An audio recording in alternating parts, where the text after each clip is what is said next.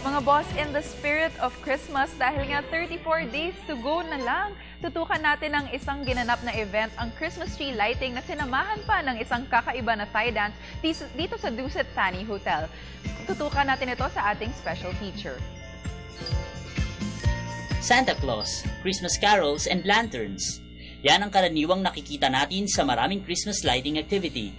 Pero sa lugar na aming pinuntahan, isang naibang ang aming nasaksihan. Isang traditional Thai candle dance na kung tawagin ay Pauchan ang naging highlight ng kanilang lighting event, na sinabayan pa ng performances ng dalawang balerino mula sa Ballet Philippines at Philippine Philharmonic Orchestra. Taon-taon ay nakasanay na ng karamihan ng mga nasa pribadong institusyon na magsagawa ng iba't ibang programa para sa ikaliligaya ng kanilang mga regular customer. It was a traditional Thai dance, a combination candle dance and traditional Thai dancing.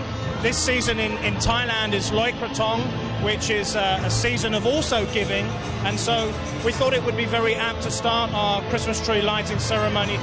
Nagdadaos din sila ng iba pang mga pakulo at proyekto kaugnay sa panahon ng Kapaskuhan. We have a fabulous season of events coming up.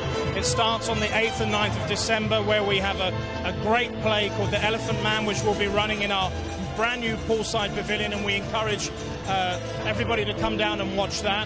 And each day we'll be having a different celebrity who will be coming and reading a different children's story.